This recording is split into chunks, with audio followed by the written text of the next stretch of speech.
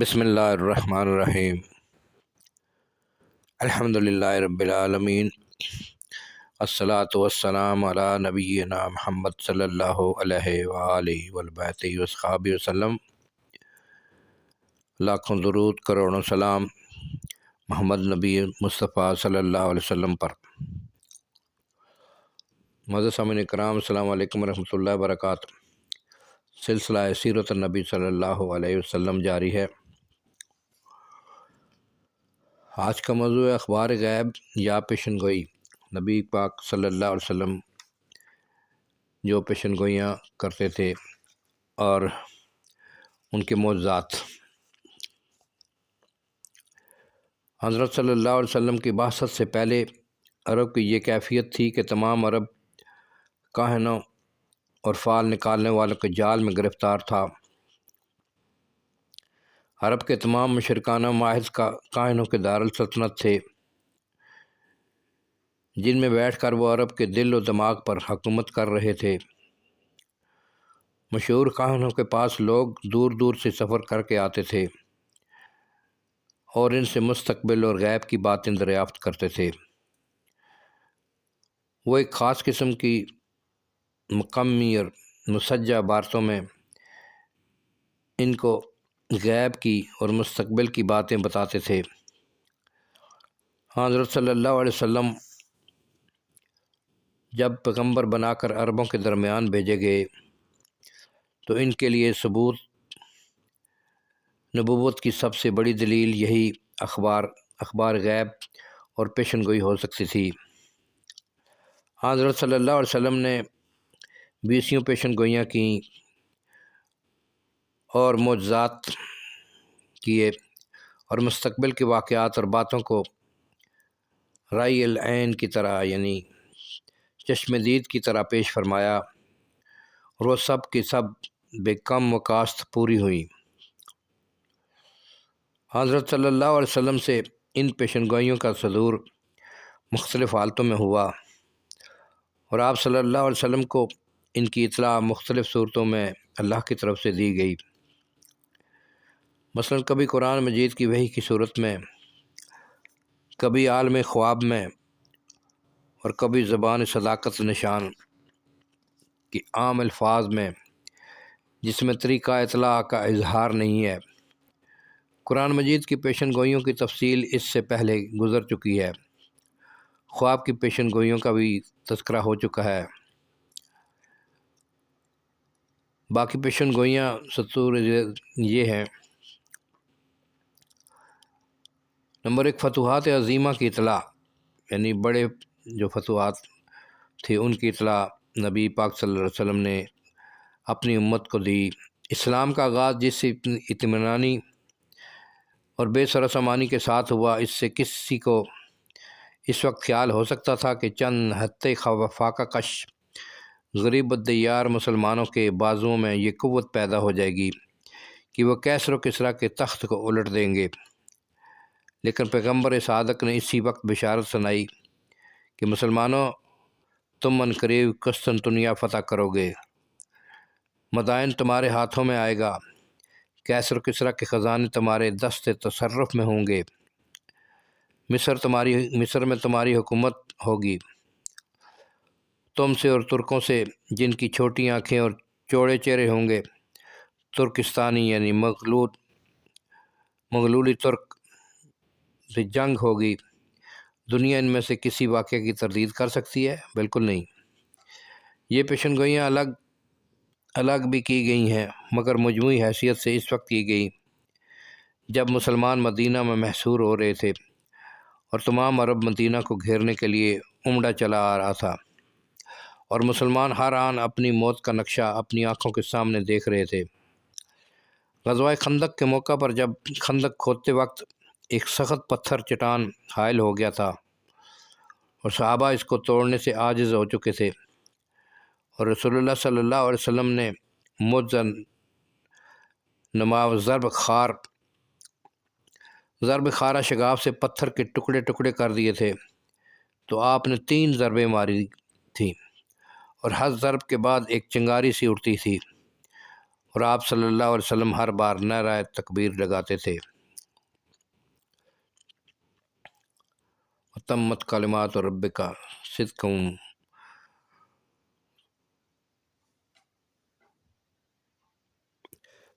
وعدلا لا مبدل لکلماتہ وہو السمیع العلیم۔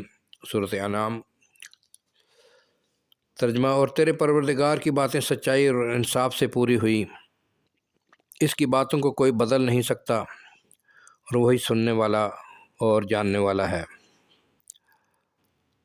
بعض صحابہ نے حقیقت دریافت کی، فرمایا جب میں نے پہلی ضرب ماری تو کسریٰ کے شہر اور ان کے ارد گرد میرے سامنے کر دیے گئے، یہاں تک کہ میں نے اپنی دونوں آنکھوں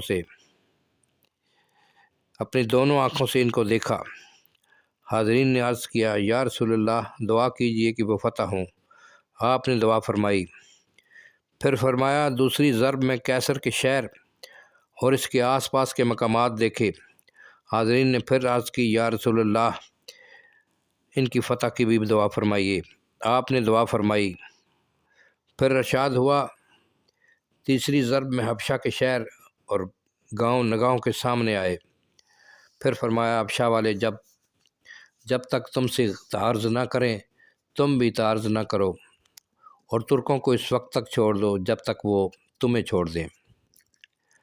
پیشن گوئی تو تمثیلی شکل میں تھی۔ حضرت صلی اللہ علیہ وسلم نے کھلے اور صریح الفاظ میں بھی بشارت سنا دی تھی۔ فرمایا تم لوگ جزیرہ عرب میں لڑو گے اور خدا فتح دے گا، پھر فارس سے لڑو گے، ایران سے لڑو گے اور فتح ہوگی، پھر روم سے لڑو گے اور فتح ہوگی۔ اللہ اکبر۔ اس کے بعد کیسر و کسریٰ کی بربادی کی خبر۔ عین اس وقت جب کیسر و کسریٰ کی حکومتیں پورے جاہ و جلال سے دنیا پر حکمران تھی، اور بظاہر ان کی بربادی کا کوئی سامان نہ تھا، کہ مکہ کے منادی حق نے پیشن گوئی کی، اذا ہلک کسریٰ فلا کسریٰ بعدہ واذا ہلک قیصر فلا قیصر بعدہ۔ جب کسریٰ ہلاک ہوگا تو اس کے بعد کوئی کسریٰ نہ ہوگا، اور جب قیصر ہلاک ہوگا تو پھر دوسرا قیصر نہ ہوگا۔ نہ صرف تاریخ بلکہ آج بھی دنیا کا مشاہدہ اس آواز کی صداقت سے محمور ہے۔ ایرانی مجوسیوں کی شہنشاہی کی شکست کے بعد کیا پھر کسی ایرانی مجوسی شہنشاہ کا تاج خسروی کسی نے دیکھا؟ نہیں۔ اور رومی شہنشاہی کی بربادی کے بعد رومی قوم کا وجود بھی سطح زمین پر کہیں نظر آیا نہیں۔ ساز و سامان کی بشارت۔ حضرت جابر رضی اللہ تعالیٰ عنہ کہتے ہیں کہ ایک دفعہ آپ صلی اللہ علیہ وسلم میرے گھر تشریف لائے اور دریافت کیا کہ کیا قالین ہے؟ عرض کی ہمارے پاس قالین کہاں؟ ارشاد فرمایا کہ عنقریب تم قالینوں اور عمدہ فرشوں پر بیٹھو گے۔ حضرت جابر رضی اللہ تعالیٰ عنہ کہتے ہیں کہ وہ دن آیا جب ہم قالینوں پر بیٹھے۔ اب میں اپنی بیوی سے کہتا ہوں کہ قالین ہٹا لے جاؤ، تو وہ کہتی ہیں کہ یہ تو رسول اللہ صلی اللہ علیہ وسلم کی پیشن گوئی ہے۔ اور آتا ہے امن و امان کی بشارت۔ عدی بن حاتم کا بیان ہے کہ میں حضرت صلی اللہ علیہ وسلم کی خدمت میں حاضر تھا کہ وہ دو شخص آئے، ایک نے بھوک کی، دوسرے نے رازنی کی شکایت کی۔ آپ نے عدی کی طرف مخاطب ہو کر فرمایا، کیوں عدی، تم نے ہیرا کو دیکھا ہے؟ انہوں نے کہا، دیکھا تو نہیں لیکن اس کو جانتا ہوں۔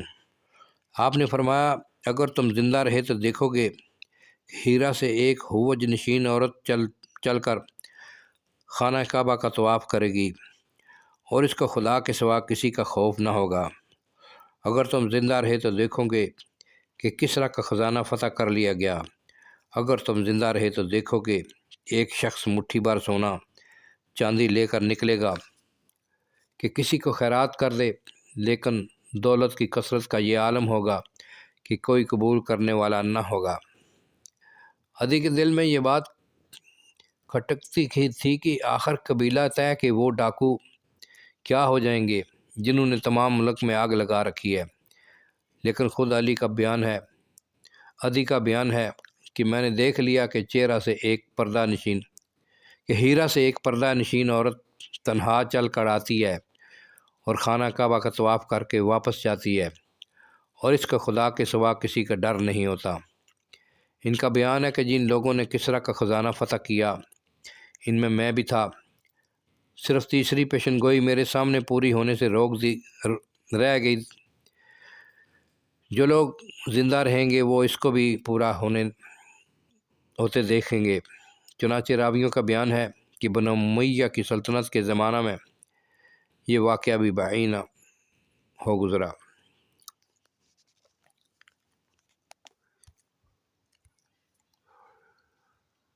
سامعین کرام، آگے بہت سے واقعات ہیں، میں آج کی ویڈیو یہیں پر ختم کرتا ہوں۔ انشاءاللہ اسے اگلی ویڈیو میں اور بیان ہوگا۔ چینل کو سبسکرائب کر لیں تاکہ آنے والی ویڈیو آپ کو ملتی رہے۔ السلام علیکم۔